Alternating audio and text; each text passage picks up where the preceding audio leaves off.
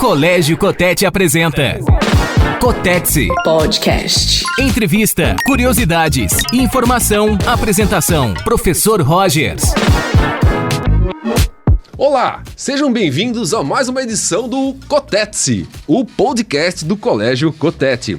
Eu sou o professor Rogers e vamos hoje discutir tendências e os novos rumos de um chamado novíssimo ensino médio.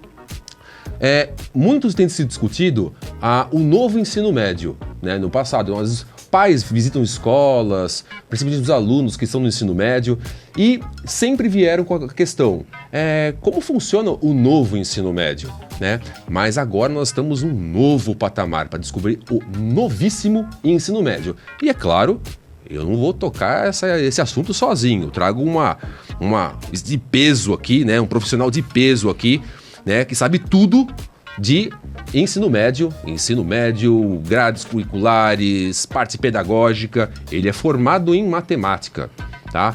Matemática e pedagogia.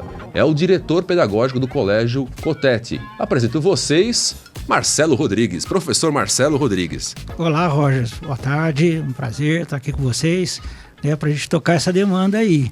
Na realidade, quando você diz sabe tudo, eu digo assim, só que me contaram, eu sei, né? O que tem se resolvido dentro das decisões, né, dos preâmbulos aí, da história desse novíssimo ensino médio, a gente pode passar. Então a gente vai deixar muito claro, né, Marcelo? Sim. Que assim, o que é definido, o que está por definir, né, o que vem acontecendo, né? Então vamos botar um papo aí, vamos conversar um pouco, né, a respeito do que era a grade antiga do ensino médio, o que passou a ser o novo ensino médio e o que vem a ser o novíssimo ensino médio. Bacana. Eu acho que é importante, né? Acho que é sempre uma dúvida muito interessante.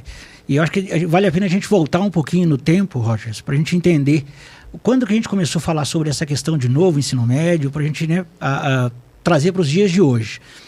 Então, assim, a demanda começa lá em 16, 17, ainda lá no governo, no anterior governo Dilma. Na época, as discussões estavam avançadas lá no sentido, nas análises, e tinha uma preocupação grande, né? Era nítido que todos os educadores, os setores de medição, de resultado, tinham um inconformismo com o resultado da época.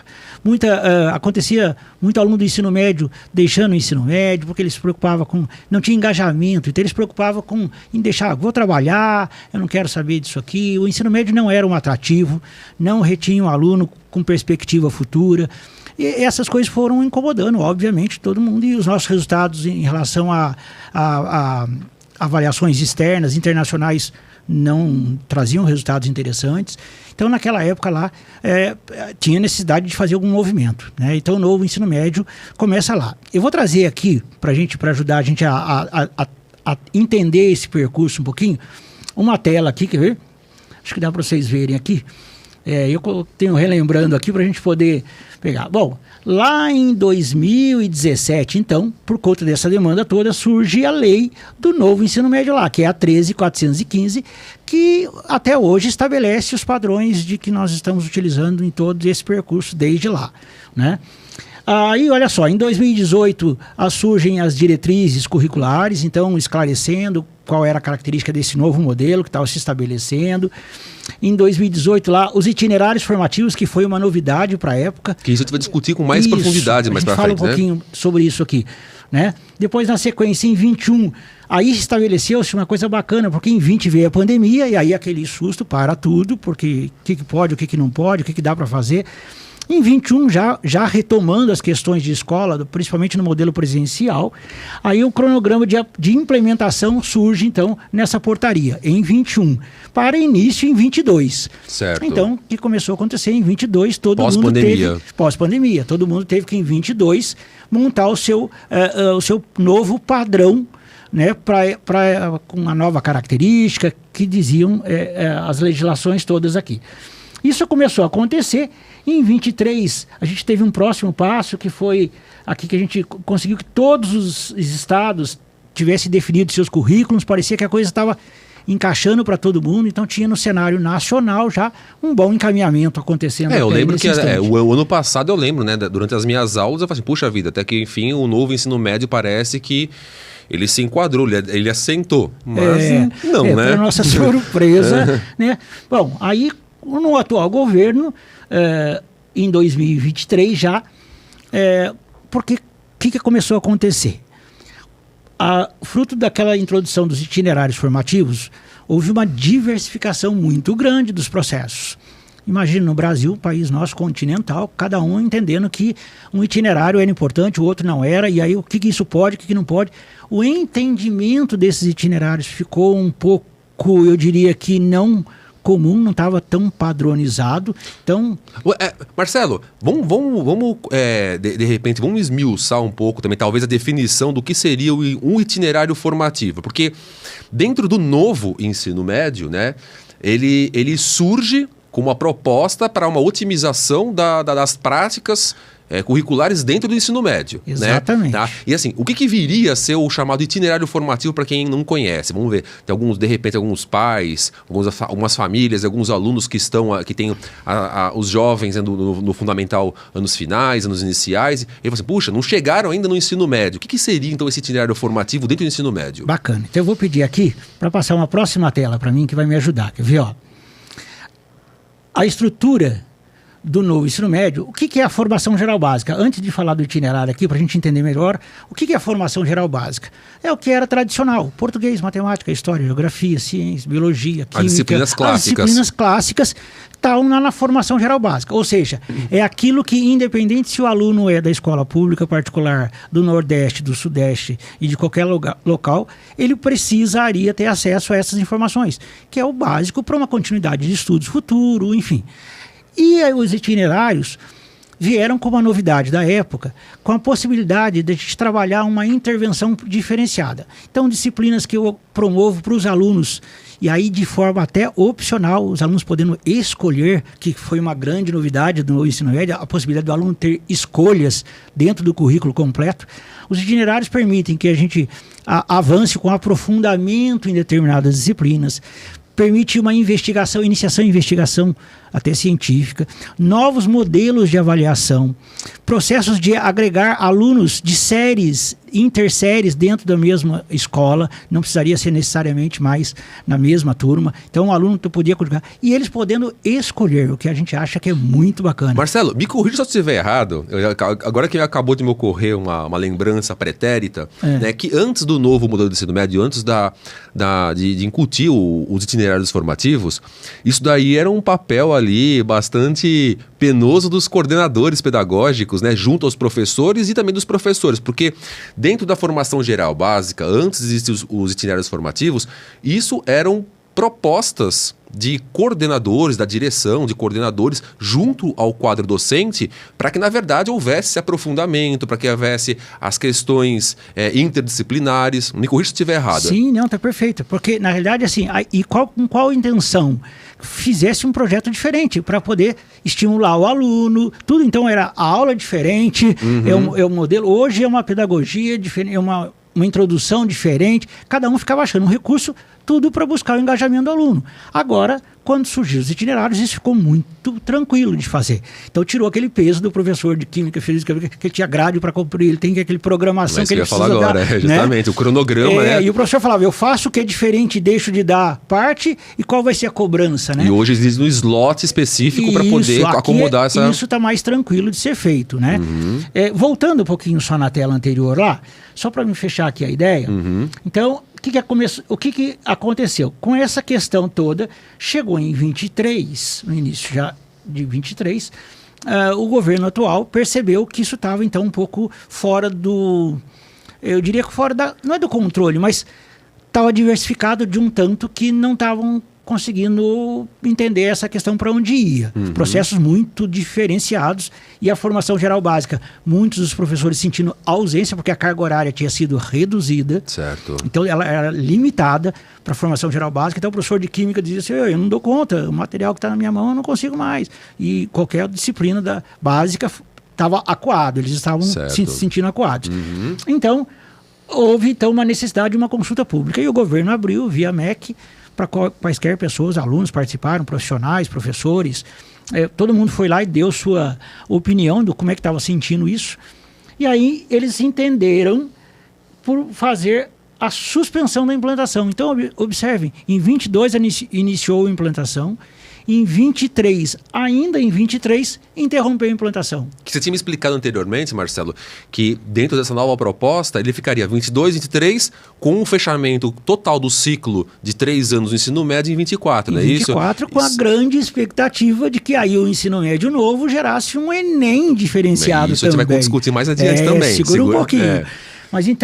Mas quando veio a suspensão da implantação, aí todo mundo ficamos de novo. Aí, e agora? Ficou no meio do caminho, implantou e não concluiu a implantação. Então, e agora como ficou?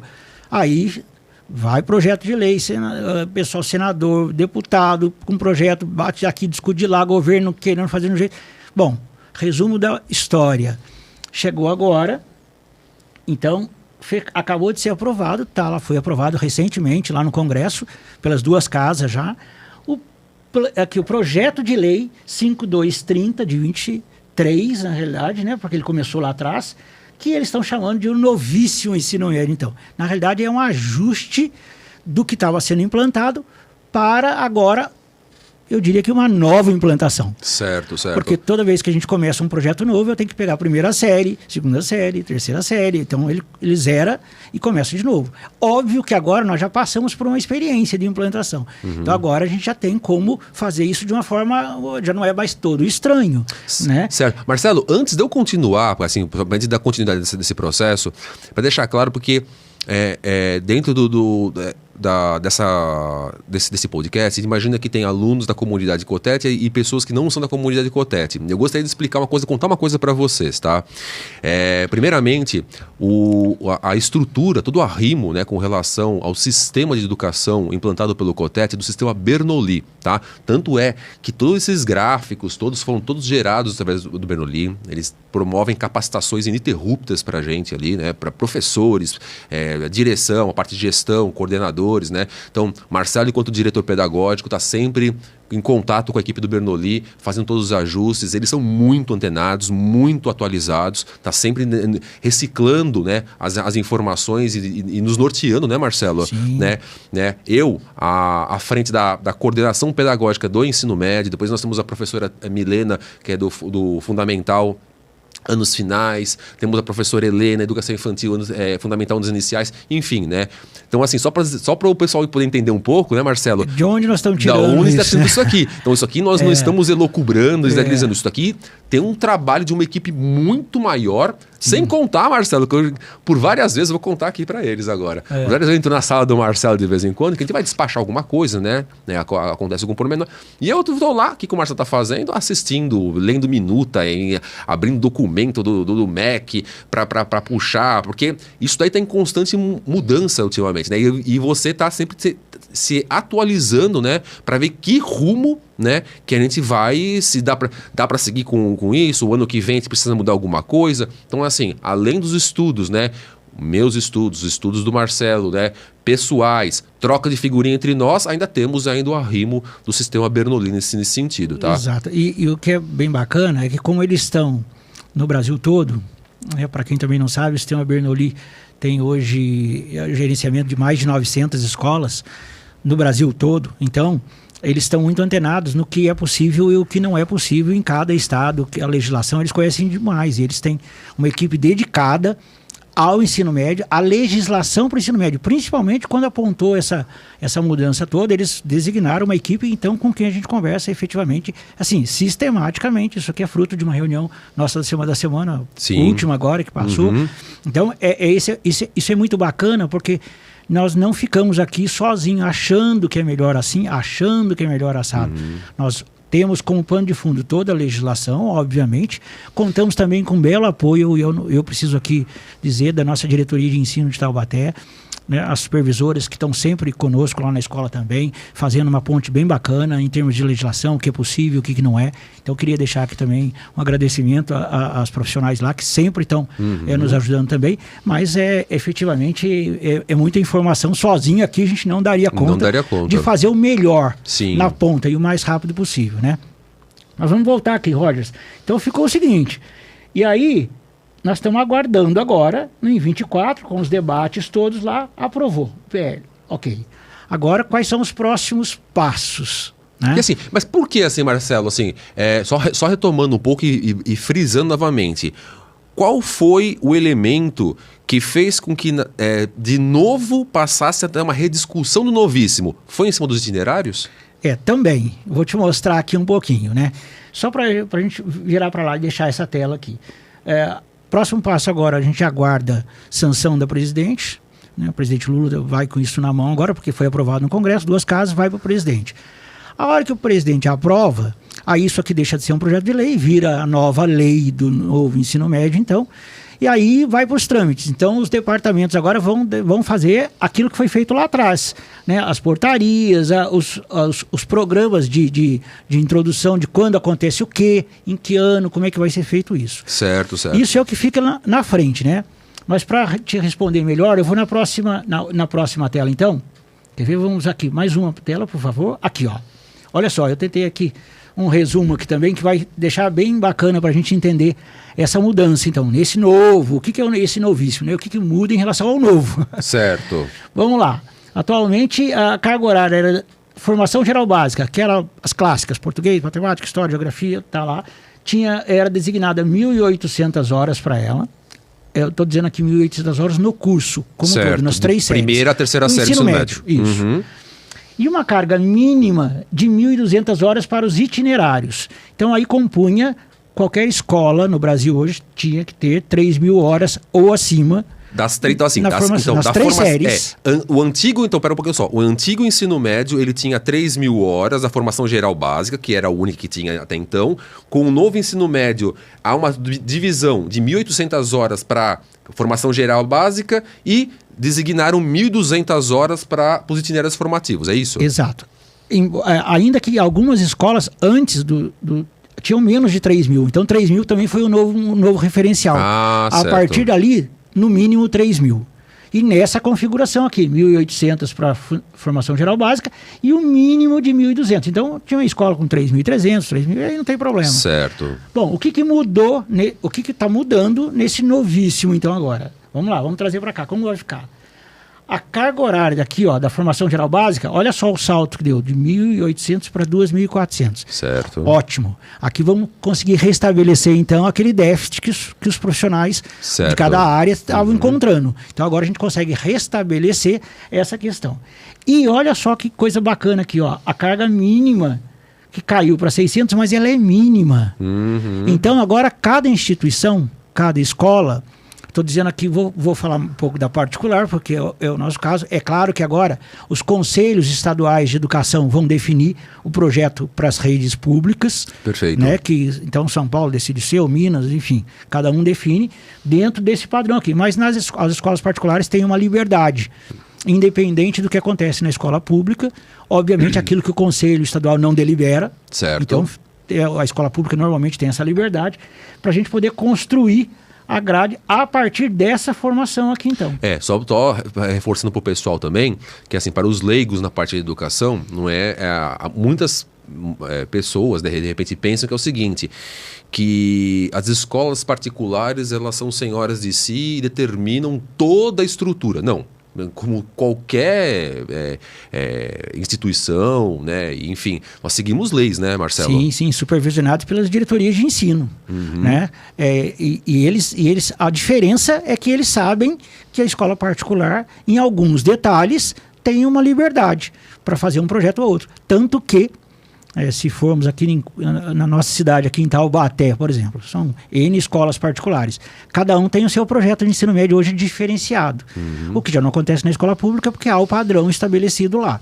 Mas essa diferenciação, ela também atende uma legislação mínima. Por exemplo, essa questão que nós estamos discutindo aqui vai ter que ser atendida. Perfeitamente. Né? Então, tem escolas, por exemplo, que vão trabalhar com 600 horas, tem escola que vão trabalhar, que vão puxar a carga para 1.000 horas de repente, abrem novos slots, enfim, tudo depende para cada instituição. E aí que é bacana conhecer o projeto de cada escola. Perfeitamente. Porque aquela ideia de que todo mundo igual, não é mais. Nas escolas particulares, por exemplo, não. Uma questão de... Eu recebo um aluno transferido hoje que vem da região de Itaquaquecetuba. Ele veio para cá, supondo. Ele chega aqui, o projeto é diferente da escola. Dificilmente a gente vai encontrar projetos idênticos. Sim. Aí a gente tem que fazer uma adequação desse aluno para que ele se adapte ao nosso projeto. Eu lembro, Marcelo, que assim, na minha época, né? Que não é tão distante assim, né? Diga-se de passagem. Eu era aluno, né, de uma escola de instituição pública, né? E mesmo com esse norteamento, né, que as diretorias de ensino balizavam as escolas. De escola pública para escola pública, você tinha o teu tom, a tua cultura, porque dependia muito do diretor que estava à frente da escola, né? Do quadro de coordenadores, professores, né? A comunidade dava sempre o tom para a escola. E isso muda, de certa forma, o projeto pedagógico também, né? Muda por conta da necessidade regional. Perfeito. Né? Você fala de questões de comunidade, você tem que considerar a sua comunidade. Aí uma outra escola com outras questões. Então, cada um é diferente. Quando a gente diz igual em legislação, não existe projetos exatamente iguais. Isso de repente é uma coisa semelhante nesse sentido. Agora, para as escolas particulares, aí existe uma grande disparidade, não no tocante à qualidade, mas em conjunto do projeto mesmo, a proposta, mesmo. Né? Eu vou falar um pouquinho sobre o nosso. Tá, como certo. É que a gente pensa, então, esses três agora, diante desse novo e do novíssimo, que pra gente não vai ter uma mudança. Eu só queria finalizar aqui com a próxima tela, em termos de informação, aqui, ó, que é uma outra, são mudanças também que vêm por aí, né? Ó, nesse projeto atual, língua portuguesa e matemática, ela explicitamente era obrigatória nas 3 séries. Então eu tinha que ter a disciplina português e matemática na primeira, na segunda e na terceira. Não tinha opção. Fosse 6 aulas, eu precisava aparecer na grade e tinha que ser cumprido. Já algumas outras disciplinas, como arte, educação física, sociologia, filosofia, que são aquelas disciplinas estruturais de apoio, mas que ficava sempre a discussão. E ali não ela tratava assim como temas, então era bom que seja interdisciplinar, tal, mas elas não tinham obrigatoriedade de aparecer na grade.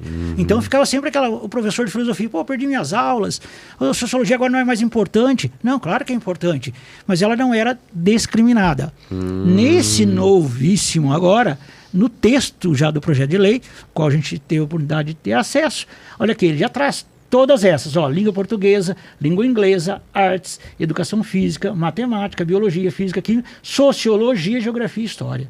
E o espanhol como facultativo. E o espanhol como facultativo. Aqui, Marcelo, só uma outra coisa também, por favor, me corrija se estiver errado, tá? Quando eu falar assim, essas áreas com ênfase a temas, né? Então é engraçado que você não dava um peso, por exemplo, para uma arte, que depois que as pessoas pensam que a arte é só pegar um pedaço de papel e guache. Não, sim. A arte está muito além disso daí. Tem história da arte, tem todo um estudo muito profundo em cima da arte. Com né? certeza. Física e filosofia e sociologia. Mas na contramão, se você pegar, por exemplo, o Enem, né? As provas do Enem, tá lá arte, filosofia e sociologia. Então, se é uma coisa que ficava assim meio stand-by nas escolas, mas na hora do vamos ver numa prova do Enem, aquilo era cobrado.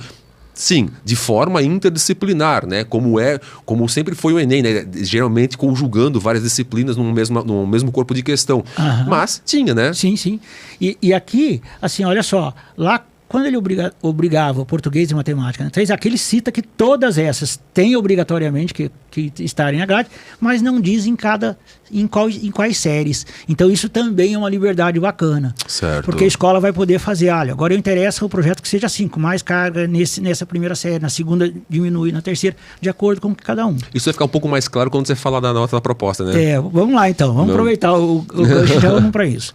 Bom, no colégio a gente diz assim, eu tenho 3 períodos, eu tenho primeira, segunda e terceira série, para trabalhar com os alunos, deixar esses alunos prontos para, primeiro, opção de processo seletivo de continuidade de estudo. Isso é uma coisa bacana. Segundo, nós temos é uma característica da nossa escola, nós temos muitos alunos que os pais têm negócios. Então, esses alunos podem querer já assumir o negócio do pai e já querer imediatamente estar colaborando. Então, visão empreendedora, sim, responsabilidade social. Tem uma série de detalhes que o ensino médio hoje favorece com que esse aluno já saia pronto. Então, nessa ideia, como é que a gente chega um pai novo lá hoje, ele quer saber como funciona o ensino médio. Qual é a proposta pedagógica? Qual é a proposta? E eu costumo dizer o seguinte, se a gente ficar falando legislação, a maioria não é da área, não vai entender. Então eu costumo usar além de ser bem enfadonho também. A seguinte metáfora, né? Eu digo assim, quando você chega, é como se você chegasse num restaurante com seu filho ou sua filha e dissesse assim para ele, olha, nós estamos no restaurante hoje, é a primeira vez, é o primeiro ano nosso, a primeira visita nossa no restaurante, está aqui o buffet. Pai, eu vou querer esse. Não, hoje não. Hoje você vai comer um pouco de cada coisa. Vai comer tudo. Nós vamos voltar aqui no segundo dia. Quando a gente voltar aqui no segundo dia, aí sim, você já gostou mais disso ou menos disso. Aí você vai pode se esbaldar no que você repetição, gosta. Você fala, eu quero agora esse e esse. Então, o nosso ensino médio, ele está montado no colégio de forma a fazer isso. A primeira série lá do colégio, ela é carregadíssima dentro daquela carga possível de formação geral básica. A gente entende que um aluno, quando está chegando na primeira série do ensino médio, ele ainda não tem toda a formação, toda a maturidade necessária para escolher isso eu quero, isso eu não quero. Ora, ele nem sabe, na grande maioria deles, eles nem sabem qual é o projeto futuro lá na ponta da terceira série. Até porque tem algumas disciplinas que elas só aparecem no ensino médio, Exatamente, como o projeto de vida, por exemplo, que vai dar todo esse suporte do trabalho aí. Então, ele faz tudo na primeira série, é obrigatório. Ele não tem opção de escolha na primeira série. Ele perpassa por todas as disciplinas. Na segunda série, aí já não. Aí ele já vivenciou. Então ele já vai poder, nos itinerários formativos, fazer escolha. Eu adoro a área de humanas. Então nós temos lá um itinerário chamado Humanidades. Ele vai poder fazer opção. A carga horária, parte da carga horária dele vai ser designada para essa. Então ele vai se esbaldar em história, geografia, filosofia, sociologia, vai para essa área. Não, eu sou da área de humanidades e saúde. Então, ok. Então, física, química, biologia, prática de laboratório, nessas disciplinas. Essas, o aluno pode fazer escolha. 2 itinerários, para nós, são básicos e alunos precisam fazer. Porque, independente de qualquer área que ele vai escolher para a profissão, a gente entende que é necessário. O raciocínio lógico-matemático, e aí a gente tem na segunda série um curso específico de economia, porque a gente entende que qualquer aluno hoje, os meninos lá estão falando de investimento, estão com 16 anos de idade e hoje com possibilidade de trabalhar no mercado. Então, tem um professor específico lá que vai falar sobre essa questão da educação financeira, economia. A gente entende que, independente de área, é obrigatório fazer. Perfeito.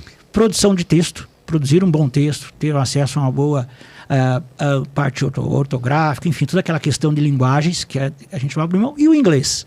Então, essas disciplinas são obrigatórias, são itinerários, porque vão promover aprofundamento, discussão, mas são obrigatórios. Agora, as 2 áreas que eu falei anteriormente, humanidades ou saúde e natureza, eles têm a liberdade de escolher. Aí você vai me perguntar, Marcelo, e a terceira série? Eu digo assim... Mas antes disso, Marcelo, antes de você entrar na terceira série, é uma das questões que, inclusive, alguns pais, quando buscam, né, informações lá no COTET, quando a gente expõe essa questão dos itinerários, eles falam assim, puxa vida, mas o saúde e natureza vai ter química, física e biologia, tá, e de humanas vai ter filosofia, história, sociologia e história da arte. Legal. Então quer dizer que ele não tem aula de geografia, então só quem escolhe humanas vai ter aula de geografia, só quem escolhe o itinerário de saúde e natureza vai ter aula de física, né? Essa é a grande questão. Só que, gente, existe a formação geral básica, e na formação geral básica está previsto geografia, história, né? Enfim, é dentro do itinerário que você vai ter a carga de aprofundamento, né? A carga extra para dar o aprofundamento dessas disciplinas. Então, assim, no COTET, na segunda série, nós temos, por exemplo, aula de geografia ministrada por a professora Delza, inclusive ela já veio aqui no nosso podcast, tá? E aí, quando entra o itinerário formativo de humanas, por exemplo, que tem a geografia, já nem é a professora Delza que dá, é o professor Rogers, que entra com a carga de aprofundamento dentro do itinerário formativo. Então, algumas pessoas acham que, por exemplo, mas se o meu filho optar pelo itinerário de humanas, ele vai deixar de ver física, química e biologia. Não. Física, química e biologia está prevista na grade da formação geral básica. E quem escolhe saúde e natureza tem uma carga extra, inclusive com um aprofundamento dentro de práticas de laboratório, não é isso, Marcelo? Exatamente. E para não correr o risco de o aluno ficar com essa pseudo-defasagem, né? Porque na realidade assim, não existe como aprofundar tudo. A gente teria que ter uma carga horária absurda, o aluno ficava cedo e tarde de noite com a gente lá na escola para aprofundar tudo. Quando eles fazem a escolha, primeiro que a gente tem uma adesão muito bacana. O aluno escolheu estar ali. Então as aulas são super potencializadas, o envolvimento dos alunos é outro, o nível de aprendizagem daquela turma. Muito provavelmente ali ele começa a descobrir, inclusive, qual é a perspectiva futura. Esse aluno que está ali, por exemplo, a gente está fazendo ciências, natureza, está discutindo química, física e biologia, ele já não é um aluno da engenharia. Ou talvez a engenharia na área médica, tal, mas ele já vai se descobrindo ali, inclusive, por conta do que ele vai querer no futuro. Né? Aí, o inverso também. Se o aluno já está discutindo ali em filosofia, história, geografia, dificilmente ele vai brigar com alguém por engenharia química, porque ele já foi aprofundar. Então foi uma escolha dele. Isso potencializa demais o desenvolvimento do aluno. E aí, então, vamos para a terceira série, porque é o nosso grande calo, então. Porque assim, estamos mudando o ensino médio, mexe para cá, mexe para lá, mas o parâmetro de acesso, por exemplo, às universidades públicas, né, que muitos alunos pleiteiam, eles querem a universidade pública, nem todo mundo tem aí 10, 12, 15 mil reais para pagar uma medicina, por exemplo, mensalmente. Né? Acesso à universidade pública tem que ser por uma coisa chamada, não tem outro jeito hoje no Brasil, se não for pelo Enem. Perfeito. Então, preparar esses alunos já desde a primeira série, e como entendendo como é que funciona esse Enem, como é que é isso. E lá na terceira série, o que a gente faz? Se não mudar o parâmetro do Enem, revisão geral. Por quê? Porque o Enem hoje, independente da área do aluno, ele cobra tudo de todo mundo. Então ele tem 2 dias, no primeiro dia 2 áreas, e no segundo dia as outras 2 áreas, com uma redação no primeiro dia. Isso tá para qualquer área do aluno, independente do que ele escolha, ele vai passar por esse Enem que hoje é padrão. Então, Marcelo, sintetizando, primeira série, eles vão ver todas as disciplinas, para depois aprofundamento na segunda série e depois a terceira série fazer um apanhado, né, num ritmo pré-vestibular mesmo. Praticamente um pré-vestibular, como se fosse um cursinho, não é o nosso caso, a gente tem a terceira série, mas o ritmo é muito parecido, porque eu preciso retomar tudo para prepará-los para o Enem. Né? A nossa expectativa é que esse Enem já era naquela mudança, quando a gente sinalizou aquela mudança lá, o que os educadores, qual era a conversa nossa de bastidor, né? Eles vão mexer no Enem, eles vão alterar o Enem. Então a expectativa era que, alterando o processo de escolha, o aluno também pudesse fazer um Enem, por exemplo, um primeiro dia com formação geral básica para todo mundo, que é o que todo mundo viu, independente do colégio, mas aí no segundo dia fosse uma área de escolha do aluno. Eu só adoro a área de exatas, eu vou concorrer com os meus amigos lá de exatas, mas não é assim ainda, né? A minha desconfiança particular, Rogers, é que isso vai acabar acontecendo. Agora, se deslanchar mesmo, passar e se virar lei, eu acho que o próximo passo, até porque no projeto de lei tem um indicador bem interessante lá, que os órgãos competentes vão, a partir da implantação, ser agora obrigados a rever os processos de medição. Então, isso fica um indicador aí pra gente, claro, certo. De que eles vão mexer nesse Enem. Agora, para ser otimista, vamos lá, toda essa estrutura acontecendo agora, aprovando em 24 ainda, não se sabe se a gente consegue lá, deliberando todas as legislações, está tudo para implantar esses ajustes em 25, então nós faremos 25, primeira série, 26, um novo modelo de Enem só em 27. Perfeito. Certo? Porque essa turma que está vigente hoje, a turma de segunda série, a turma de terceira série, não pegou essa mudança. Exato. Então não vai. Provavelmente eles vão trabalhar com o Enem a partir de 27. Isso de forma otimista. Que dentro dessa matriz também que eu estava vendo, inclusive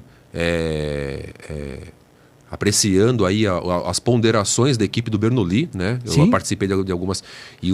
Eles falaram assim que, inclusive, a matriz para o novo Enem vai ter a cobrança dos itinerários formativos, né? Que aí eu quero voltar de novo nesses itinerários formativos pelo seguinte, porque assim, o Colégio Cotet, ele usa, né? Nós trabalhamos com 2 itinerários formativos, um de humanas, um de saúde e natureza. Existem escolas que trabalham com 2, 3, né? Enfim, depende muito. Só que aí, Marcelo, é o que a gente estava discutindo há pouco, né? Os itinerários disruptivos, porque eles não condicionam o aprofundamento, né? Fala um pouquinho disso aí, Marcelo. Qual que é a leitura que se faz de um aprofundamento? Mas aprofundamento em quê? né? Então, na realidade, assim, os conteúdos, né, essa era uma das discussões aí, né, porque como estava muito aberto esse itinerário, o que era aprofundamento? Não existia, bem da verdade, nenhuma grande definição em termos de legislação do que é o aprofundamento. Então você entende uma coisa de aprofundamento, eu entendo outra, a escola X em escola Y, cada um fazia um entendimento disso. Bom, o que a gente, lá na escola, o que a gente pratica? A gente dá para o professor, a partir dos conteúdos que ele tem material didático, tal, orientador, tal, mas ele tem uma flexibilidade de propor para os seus alunos investigação diferenciada, que tem a ver com a região que esse aluno está, que faz sentido para ele discutir aquilo ou não. Como que esse aluno vai fazer investigação? Não tem mais, sai do padrão, todo mundo mais ou menos a mesma resposta, aquela coisa. Não, agora eu trabalho por grupos, então eu ponho um grupo investigando tal área, outro grupo investigando tal área. Tem uma certa liberdade para fazer isso. Só para a gente trazer de volta aqui. Né? E essa possibilidade é que engaja o aluno. O aluno no itinerário, e a gente percebe isso no colégio, que eles, se eu tiver que abaixar uma aula, como a gente diz, por algum motivo vai ter uma aula que não vai acontecer, porque vai ter uma palestra, alguma coisa, se é de itinerário, eles não querem tirar. Porque é onde eles estão mais engajados, que está numa coisa primeiro da escolha. Eles escolheram estar ali naquele itinerário. E segundo, porque eles estão envolvidos com uma pesquisa. Né? Você impulsiona, você diz para o aluno o que ele vai fazer com aquilo no futuro, se isso vai fazer sentido para ele ou não, ele vai buscar, ele não é limitado. Então, abre-se um leque, um elenco de possibilidades muito interessante e que isso direciona o aluno. E o projeto de vida trabalha junto. Uma outra coisa, que eu queria depois pontuar contigo, a importância do projeto de vida para a discussão para a escolha dos itinerários, que ele começa também assim, o projeto de vida ele tem uma função, né? A função dele é muito ampla, né? Muito bacana, sim, mas ele dá suporte a RIMO para a decisão de um dos itinerários, né? Entre os itinerários, optar pelos itinerários, e depois ainda lá na frente a consolidação do curso ou do destino que ele vai tomar pós-ensino médio, não é isso? Exatamente. E só assim, interessante que o projeto de vida, com essa nomenclatura, para nós na escola aparece na primeira série. Mas para nós, projeto de vida começa no 6º ano, né, quando a disciplina Eu no Mundo, que começa a falar das questões de interrelacionamento, das questões interpessoais, de quem sou eu, qual a importância que eu tenho no meu grupo, que não tenho. Isso vai ampliando esse posicionamento dos alunos para que quando chegue lá no médio, aí ele vai olhar para ele com um olhar futuro. Então, o que eu faço hoje? Quais são as minhas principais características? Porque a grande questão da grande maioria dos alunos que chegam no ensino médio é que se na primeira semana você perguntar para ele, e aí? Nós vamos passar 3 anos aqui. Quando sair, alguém tem aqui alguma desconfiança? O número é muito pequeno, porque eles ainda estão, com raríssimas exceções, aquele aluno que já pontua e diz assim, eu vou fazer direito. E ele já te questiona, justifica com 2, 3 argumentos plausíveis, mas é minoria. Mas de repente seria até interessante, né, Marcela, de combinar, de trazer aqui professora Flora, professor Carlos, né, para discutir, né, com mais profundidade. Eu no Mundo, projeto de vida, porque, inclusive, se não me falha a memória, as minhas filhas que estão ali lá no fundinho, lá no comecinho, elas falam ainda Eu no Mundo, porque tem um material, porque o próprio sistema Benolli também ele fornece, né, um material específico para se debruçar, né? Socioemocional. Exatamente.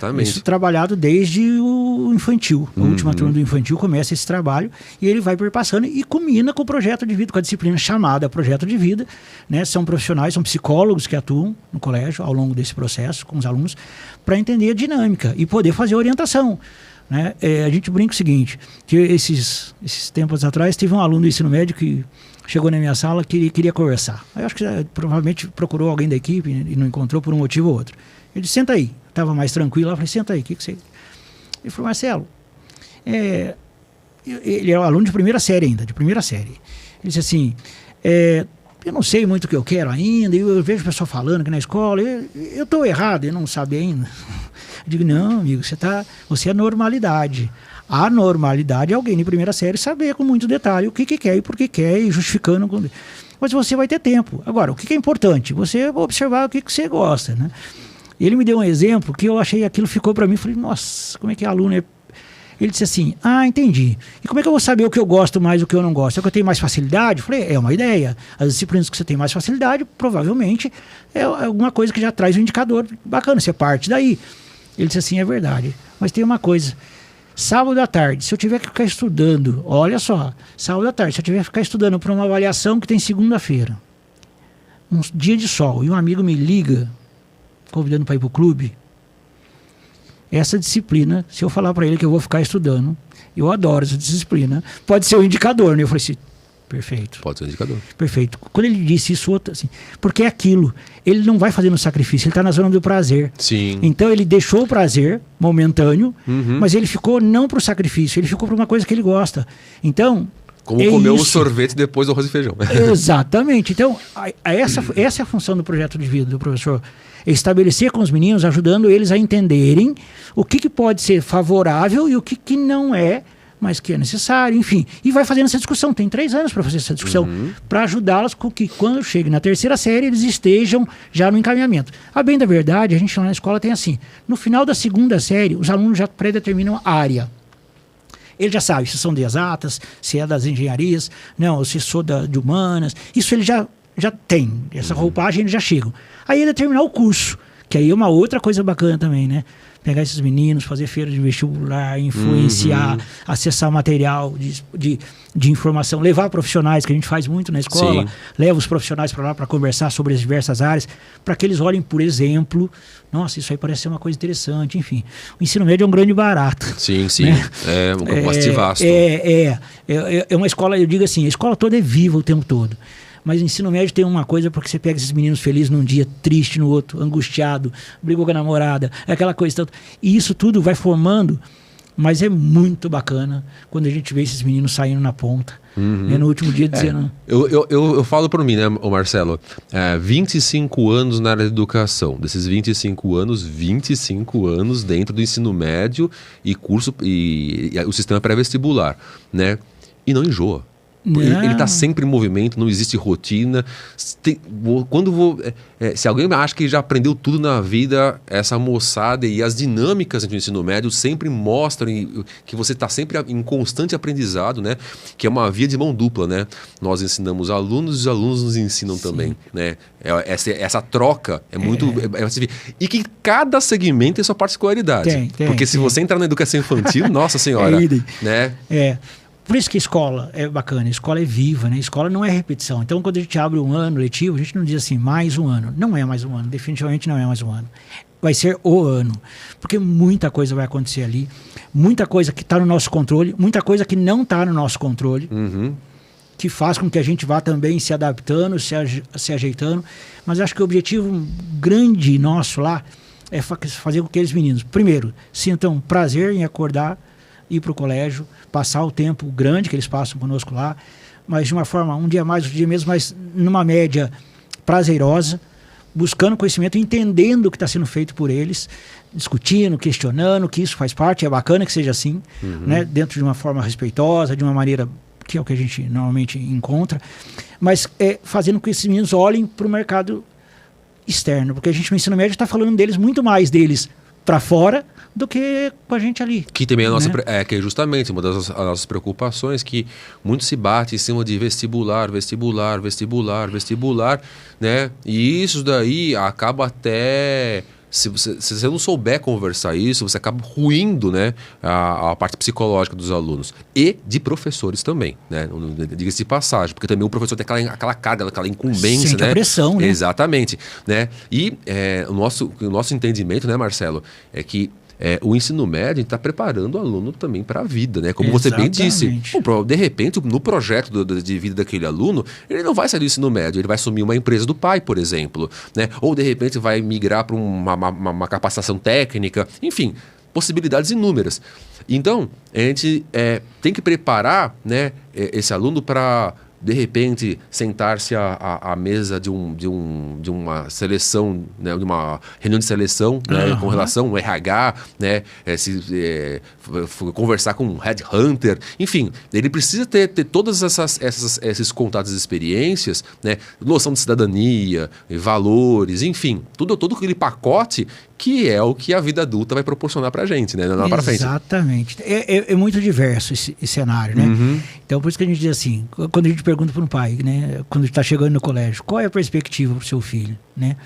O pai também fica com esse sentimento. E aí, quando a gente conta tudo isso, quando a gente conta qual é o projeto do colégio, de favorecer a escolha que ele vai determinar, é claro, nós vamos dar vários caminhos e vamos criar as alternativas, mas a escolha é de cada um.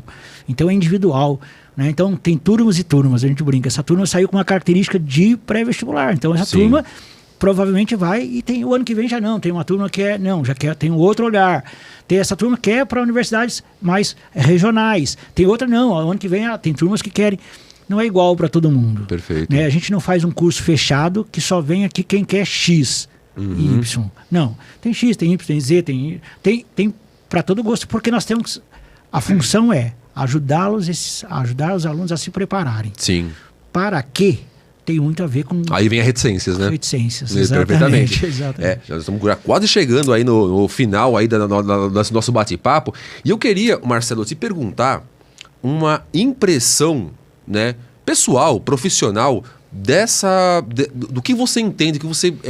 vamos supor, uma vez homologado o novíssimo ensino médio, dentro de todas as premissas, etc e tal, nosso excelentíssimo presidente assina, isso vai para conselho estadual, dentro do conselho estadual passa por mais alguns ajustes, e isso daí é colocado para as instituições de ensino, quer sejam públicas, quer sejam privadas, né, para implantação. Você enxerga que esse novíssimo ensino médio, na tua impressão, tá? Isso daí é bacana, é salutar, foi um progresso ou não, indiferente? Qual é a tua impressão? Beleza. Te colocando eu acho fácil né, mas vamos lá, eu acho que assim, acho que o Brasil precisa disso, sabe, de um olhar sério para a educação, de um olhar que seja de um investimento sério. É claro que quando a gente vai falar de educação, a gente tem sido deixado um pouco de lado nos últimos governos, essa é uma opinião minha, né? Eu acho que assim, todo mundo olha no que interessa, que é breve. Educação não é rápido, o retorno da educação é de médio e longo prazo. Sim. Né? Mas é o que vale a pena, é o que faz com que a gente vá mudar essa mentalidade nesse nosso país, né? Dos meninos chegando com possibilidade de N situações novas que nós temos aí todos, colocando no mundo digital, tá aí para ele, multimídia, enfim, mas com um olhar para profissão séria, responsável, cordial, atenciosa, que preserve todos os valores de cada família, sejam elas quais forem colocados. A gente é da educação, a gente é apaixonado, né? Então, eu acredito sempre que qualquer processo sério de melhoria, principalmente vindo de órgãos superiores, que determinem boas práticas, eu acho que sempre tem a ganhar. Né? Eu acho que a gente estava deixando muito de lado, a gente estava focando em outras questões no país, e a gente perde, né? Perde muito. Nós temos um país riquíssimo, todas as possibilidades e experiências dá para ser feitas aqui no país, né? Não precisa estar mandando, mas se eu tenho a oportunidade de deixar um aluno, né? Vejo hoje, e não é porque mas eu vejo uma prática bacana, e aqui eu vou fazer um recorte, me permita, de uma prática aqui no nosso estado de São Paulo, aí sendo colocada com uma perspectiva, na minha opinião, muito bacana no governo do estadual, com essa perspectiva de fazer investimento nos alunos e pegar esses alunos e mandar para o exterior para fazer práticas lá fora e depois voltar como profissionais com um olhar diferente, com um olhar mais globalizado. Cara, isso é sensacional. Né? É investimento no aluno. Sim. Né? Então o aluno, claro que ele vai estudar mais, ele quer estar entre os melhores, porque ele sabe que ele vai ter uma possibilidade, que muitas vezes a família não consegue bancar um intercâmbio, deixar lá 6 meses, 1 ano, fazendo um estudo. Não é barato. Então, eu acho que assim, são práticas que a gente vai ver. No Nordeste tem muito disso também, alguns estados lá que tem boas práticas. Bacana. Então, eu acho que isso tudo, e quando a gente vê um projeto sendo pensado para o macro, mas com impulsionamento sério, pensando numa construção dos meninos aí que vão fazer a sociedade nos próximos anos aí, talvez a gente nem esteja mais aqui para pegar Sim, com certeza. esse resultado, mas eu acho que sempre vale a pena. Então, eu costumo dizer, digo isso lá, né, para os nossos colaboradores, a gente não pode fazer hoje esperando o resultado de amanhã. Certamente a gente vai se decepcionar.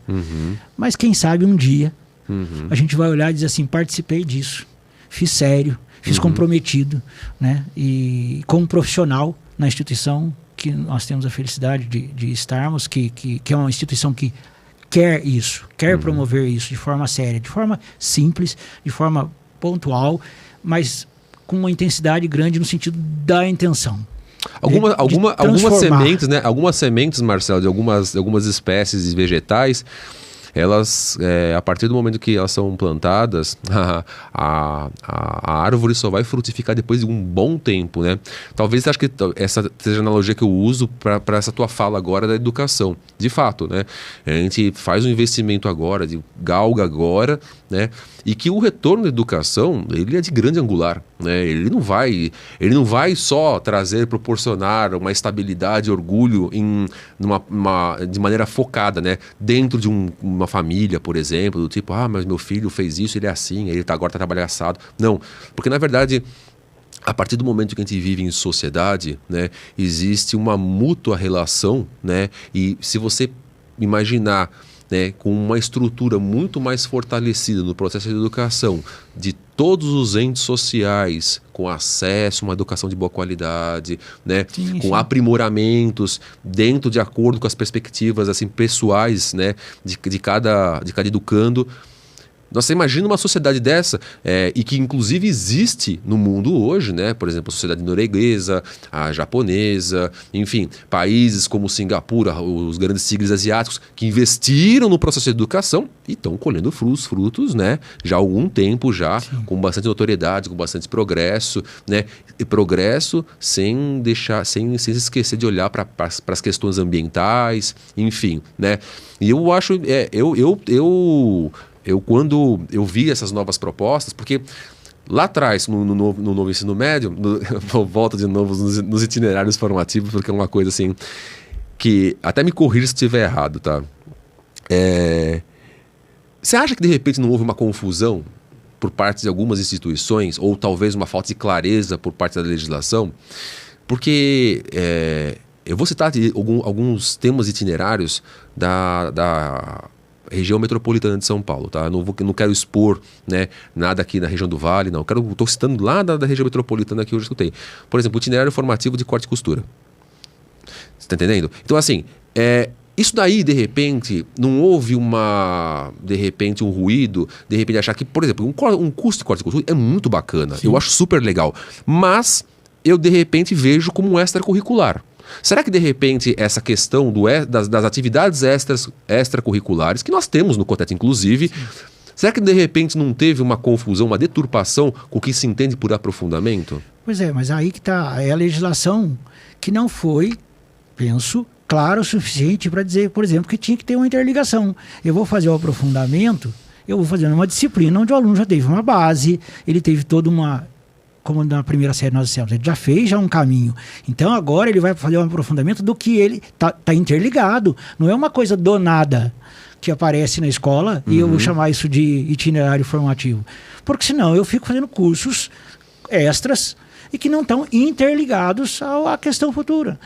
Então, eu acho que nesse sentido, sim, a legislação pecou. Porque se está acontecendo isso, e acho que agora nós vamos fazer uma correção, né? Por isso, aquela hora eu lembrei que agora vem explícito. Alguém lá, algum órgão vai designar aprofundamento, o que é o itinerário e que tipo de aprofundamento, o que é um aprofundamento. Tem que estar amarrado no quê? Porque aí eu acho que ajuda, inclusive, as escolas. E não vejo que alguém tenha feito isso, inclusive, de maldade, sabe, Rogers? Eu penso mesmo que é uma questão, assim, do entendimento do que era possível e do que não era. Sim, até porque, na verdade, a questão não é o apontamento, por exemplo, num curso de corte e costura. Eu falo isso porque um dos meus primeiros trabalhos foi eu trabalhei numa malharia, né? Eu era um aluno do Senai, né? Fiz o Senai, uma grande instituição também, e que trabalhei dentro de uma malharia, então aprendi máquina de tecelagem, inclusive corte e costura, né? Então eu não passo aperto, não peço pra esposa costurar minhas coisas, eu vou lá e costuro mesmo, né? Então, assim, eu acho que é bacana, eu acho que é legal, mas dentro do entendimento do que se entende por itinerário, porque assim, teve outras escolas, por exemplo, que fizeram itinerário de gastronomia. Mas eu acho que isso daí são elementos de capacitação, não de aprofundamento. Eu acho que os cursos técnicos podem dar conta disso. Né? Excelentes conteúdos para cursos técnicos. O aluno faz parte da carga e vai para a disciplina técnica. Ok? Tudo certo, faz parte, está na legislação e tal. Eu penso, quero crer, que agora a gente vai ter nesse novo projeto de lei e nessa nova lei, portanto, isso muito bem claro. Vai ser importante que isso fique redefinido com todas as características, porque eu acho que ajuda que todo mundo parta para o projeto mais alinhado e bem bacana. Rogers, é uma delícia. Eu acho que a gente ficaria aqui três dias discutindo essas questões. Exatamente. Bacana. Gente, Marcelo, muitíssimo obrigado aí por elucidar, né, dirimir dúvidas, né, que são comuns a toda a comunidade, né, essa reta final do ensino médio. Nós temos outras particularidades com o Fundamental 2, nós temos outras particularidades com a educação infantil. Sim. Voltaremos mais vezes aqui. Marcelo volta, ainda esse ano nós soltamos ainda um podcast para falar de SISU, né, Marcelo? Sim, sim. Nossa, e assim, olha... Outra ferramenta bacana. Olha, eu sou muito sincero, tá? Eu não é querendo puxar saco não, mas é a primeira vez que eu percebi uma estratégia. Quando o Marcelo conversou comigo, e foi numa conversa indo almoçar, né, Marcelo? Ele começou a bater um papo comigo, antes de estava caminhando pra almoçar, e ele começou, de repente, foi falando de SISU, falando das experiências que ele teve com os filhos dele e tal. Eu falando com a minha filha, né, porque minha filha tinha recém-formada, e foi assim que surgiu a conversa. Sim. Quando ele começou a falar dos movimentos do tabuleiro, das peças do SISU, eu fiquei embasbacada, porque... Para você ver, né? Tanto tempo que eu trabalho no ensino médio e não tinha olhado para as manobras que você pode ter dentro do SISU, né? Que existe, é uma coisa muito técnica, né? Sim, sobretudo, né? Mas eu vou deixar isso daí para a gente conversar depois, tá certo? Marcelo, super grato aí pela participação, por elucidar, dirimir nossas dúvidas. Vamos voltar mais vezes para conversar aqui. E, pessoal, é isso aí. Tranquilo. Curta, compartilhe, badalhe o sininho aí, sempre para lembrar aí e voltar novamente no nosso canal para trazer várias coisas. E nós vamos gravar mais coisas e vamos dirimir muitas coisas aqui ainda. Tá certo, pessoal? Gente, é isso aí. Super beijo para vocês. Valeu. Até mais.